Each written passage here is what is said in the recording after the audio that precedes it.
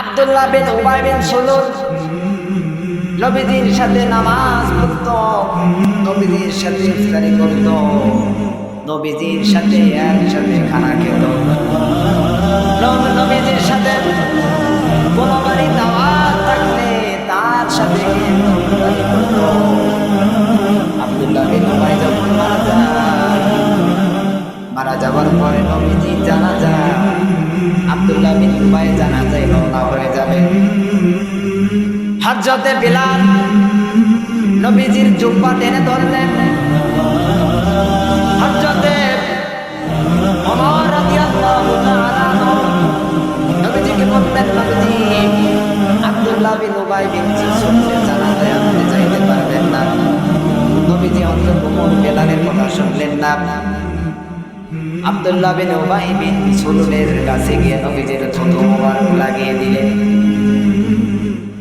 হযরতে বিলাল নবীজিকে জিজ্ঞাসা করলেন, ইয়া রাসূলুল্লাহ, আব্দুল্লাহ বিন উবাই বিন সুলুলের মুখের সাথে আপনি লাগিয়ে কেন থুতু মোবারক দিলেন? নবীজি বললেন, ও বিলাল, আব্দুল্লাহ বিন উবাই বিন সুলুল এত ভালো ছিল, সে আমার সাথে একসাথে খানাপিনা করত, আমার পিছনে সে নামাজ পড়ত, কোনদিন নামাজ তার কাছে হয়নি। হযরত ওমর রাদিয়াল্লাহু তাআলা বললেন, নবীজি আব্দুল্লাহ বিন উবাই বিন সুলুল যদি আপনার পিছনে নামাজ পড়ে, বুঝলাম আপনার পিছনে নামাজ পড়ে, আপনার সাথে খানা খায়, আপনার সাথে ইফতারি করে, কিন্তু আব্দুল্লাহ বিন উবাই বিন সুলুল কিন্তু মুনাফিক ছিল। শুধু মুনাফিকই ছিল না, মুনাফিকের সন্তান ছিল।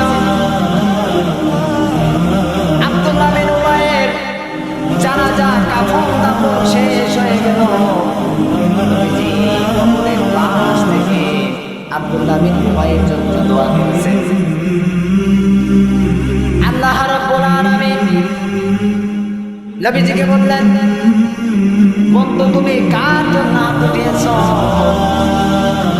রাসূলুল্লাহ সাল্লাল্লাহু আলাইহি ওয়াসাল্লাম বললেন, আব্দুল্লাহ বিন উবাই বিন সুলুল নামাজ ছিল, দিনদার ছিল, পরহেজগার ছিল। হযরত ওমর রাদিয়াল্লাহু তাআলা বললেন, আব্দুল্লাহ বিন উবাই বিন সুলুল 5 ওয়াক্ত নামাজ পড়তো ঠিক আছে, কিন্তু লোকটা ছিল ইহুদি, লোকটা ছিল মুনাফিক। আব্দুল্লাহ বিন উবাই বিন সুলুলের সব কিছু ঠিক ছিল, কিন্তু নবীজিকে অনুসরণ করা বাদ দিয়ে নমরুদ এজিদের অনুসরণ করত।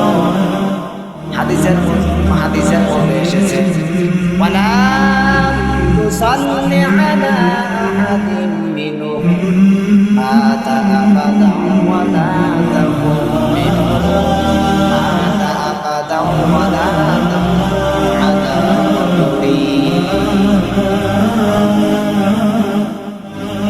আল্লাহ রাব্বুল আলামিন নবীজিকে বললেন, বন্ধু শোনো, আব্দুল্লাহ বিন উবাইয়ের জানাজায় যাওয়া তো দূরের কথা, আব্দুল্লাহ বিন উবাইয়ের কবরের পাশ দিয়েও আপনার যাওয়া যাবে না।